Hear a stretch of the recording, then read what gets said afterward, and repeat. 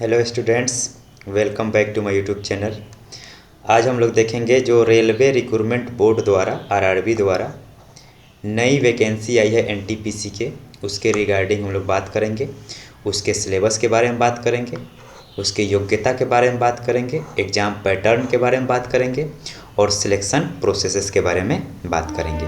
ठीक है, देखते हैं बारी बारी से इसमें क्या है। तो आरआरबी एनटीपीसी की जो नई वैकेंसी आने वाली है 2024 की, उसका डेट अनाउंस हो गया है और वो जो वैकेंसी है वो कब आएगी या उसका जो फॉर्म है एक तरह से बताएं तो वो कब भरी जाएगी, तो वो है जुलाई टू सितंबर के बीच में उसका नोटिफिकेशन आ जाएगा और फॉर्म भरने का डेट भी आ जाएगा उसी समय फिक्स।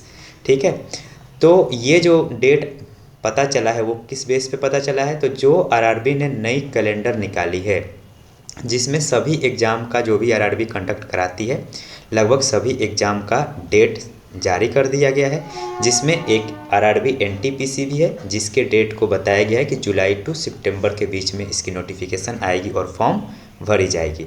ठीक है, तो इसके योग्यता के बारे में अगर बात करें तो योग्यता जो इसमें है, अगर आयु की बात करें, एज की बात करें, तो जो मिनिमम एज होना चाहिए वो कितना होना चाहिए, 18 ईयर होना चाहिए और जो मैक्सिमम एज होना चाहिए वो कितना होना चाहिए, 13 ईयर होना चाहिए। ठीक है, इसमें एज रिलैक्सेशन भी आपको मिल जाता है ना। Age relaxation according to your category, आपके कैटेगरी के हिसाब से ये एज रिलैक्सेशन भी मिल जाता है। ठीक है, एज रिलैक्सेशन भी मिलता है आपके कैटेगरी के हिसाब से।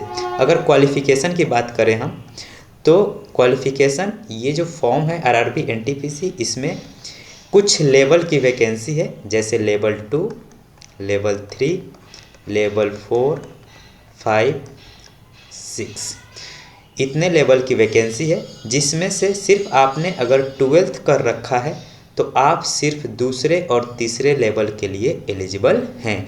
यानी कि जब आप फॉर्म भरेंगे तो आप केवल दूसरे और तीसरे लेवल को ही चूज करेंगे और यही आपको मिलेगा भी।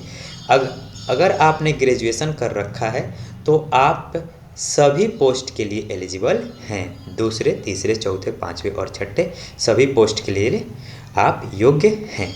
ठीक है, अगर इसके एग्ज़ाम पैटर्न की बात की जाए तो इसके एग्ज़ाम में आता है, मैथ के क्वेश्चन आते हैं 30 क्वेश्चन, रीजनिंग के 30 क्वेश्चन आते हैं और जीके जीएस और करंट अफेयर्स के 40 क्वेश्चन आते हैं।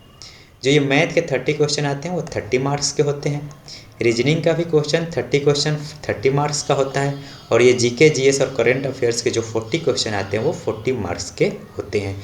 तो इस तरीके से अगर देखा जाए तो टोटल क्वेश्चन कितने हो जाते हैं, 100, और टोटल मार्क्स कितने हो जाते हैं आपके पास, 100 मार्क्स के भी पेपर होते हैं। और इन सब के लिए कितना समय मिलता है आपको, तो आपको समय रहेगा 90 मिनट का।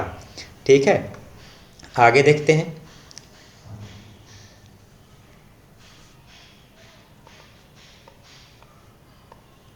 अब इसके सिलेबस के बारे में अगर बात करें हम लोग, तो इसके सिलेबस में होता है मैथ, रीजनिंग और जनरल अवेयरनेस। मैथ होता है, रीजनिंग होता है और जनरल अवेयरनेस होता है। तो जनरल अवेयरनेस में ही करंट अफेयर्स भी आता है, जनरल साइंस भी आता है और जनरल नॉलेज भी आता है। ठीक है, तो अगर हम लोग मैथ के सिलेबस की बात करें ना, इसमें क्या है, मैथ है, रीजनिंग है और जनरल अवेयरनेस है। मैथ के सिलेबस की बात करें, मैथ में क्या क्या आ रहा है तो उसको हम लोग देख लेते हैं कि यहाँ पे मैथ में आपका है number system, decimal fraction, LCM HCF, ratio proportion, जिसको हम लोग समानुपात और अनुपात कहते हैं, अनुपात समानुपात, परसेंटेज है, मेंसुरेशन क्षेत्रमिति है, टाइम एंड वर्क है, टाइम एंड डिस्टेंस है, सिंपल एंड कंपाउंड इंटरेस्ट है, प्रॉफिट लॉस है, एलजेब्रा है, प्रॉफिट लॉस है, आपका एलजेब्रे के क्वेश्चन आएंगे, ज्योमेट्री का क्वेश्चन आएगा, ट्रिगोनोमेट्री है और स्टैटिस्टिक है। ठीक है, सांख्यिकी का भी क्वेश्चन आएगा। तो ये है पूरा मैथ का सिलेबस, है ना। अब इसमें अगर हम बात करें रीजनिंग के सिलेबस की, तो रीजनिंग में आपका है क्लासिफिकेशन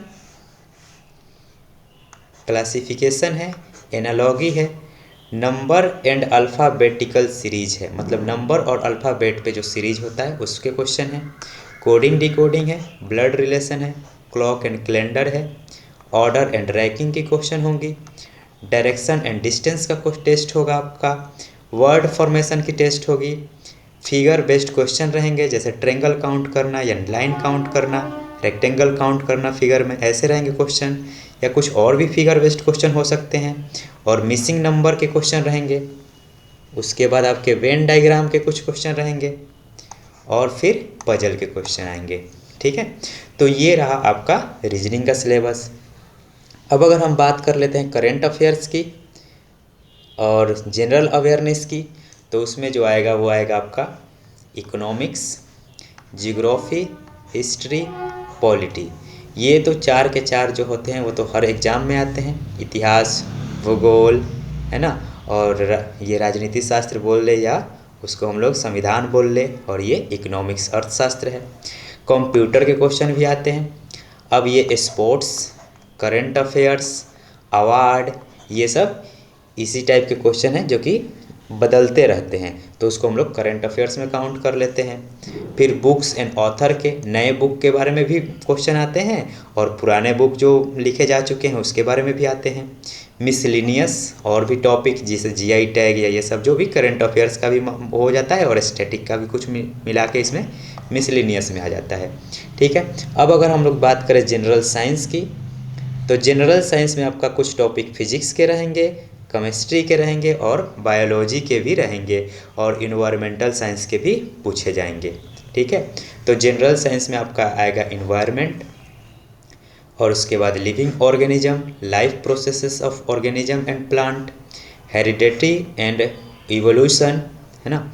उसके बाद natural resources, atoms and molecules, chemical reaction and equation, acid base and salt, metal and non metal, periodic table के क्वेश्चन रहेंगे, force, periodic table, force and law of motion, work and energy, sound, light, electricity, source of energy, इन सब के question रहेंगे आपके पास।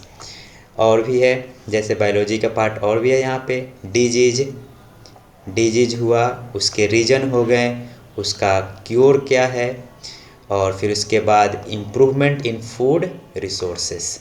ये हैं syllabus जिसको हम लोग मोटे तौर पे देख लिए। इसके डिटेलाइज सिलेबस भी आरआरबी के साइट पे दिए गए हैं, जिसका लिंक डिस्क्रिप्शन में दे दिया जाएगा। अब इसका हम लोग देखते हैं सिलेक्शन प्रोसेस क्या है, हमारा सिलेक्शन फाइनल कैसे होता है, क्या क्या एग्ज़ाम देने पड़ते हैं, कौन कौन प्रोसेस से हमको गुजरना पड़ता है। तो सिलेक्शन प्रोसेस की अगर बात करते हैं तो सबसे पहले आपका होगा CBT 1 होगा, जिसके बारे में बताया गया है अभी। 100 क्वेश्चन रहेंगे, 100 मार्क्स का पेपर होगा, 100 क्वेश्चन 100 मार्क्स, और यहाँ पे मिलेंगे आपको 90 मिनट इसके लिए। ठीक है, इसके अगर कट ऑफ को आप क्लियर कर लेते हैं तो फिर आप CBT 2 देंगे, जिसमें होगा 120 क्वेश्चन 120 मार्क्स के, और इसके लिए भी आपको सिर्फ मिलेंगे 90 मिनट। उसके बाद लेवल के हिसाब से, पोस्ट के हिसाब से आपका टाइपिंग टेस्ट होगा, और जिनका टाइपिंग टेस्ट नहीं होगा उनका कंप्यूटर बेस्ड एप्टीट्यूड टेस्ट होगा। मतलब ये पोस्ट के हिसाब से डिपेंड करता है किस पोस्ट में टाइपिंग है, उसके लिए टाइपिंग आपको देना पड़ेगा। जिस पोस्ट में एप्टीट्यूड टेस्ट है उसको कंप्यूटर बेस्ड एप्टीट्यूड टेस्ट देना पड़ेगा, यानी कंप्यूटर पे ही पेपर होगा ये भी। ठीक है, अब आगे जब आप जाएंगे तो आपका डॉक्यूमेंट वेरिफिकेशन होगा, फिर मेडिकल होगी, और फाइनली आपके घर खुशियाँ ही खुशियाँ आएंगी। ठीक है, अब आप इस चैनल को सब्सक्राइब कर ले NTPC के डिटेल सिलेबस को कवर करने के लिए, और all the best for your next exam. Thank you.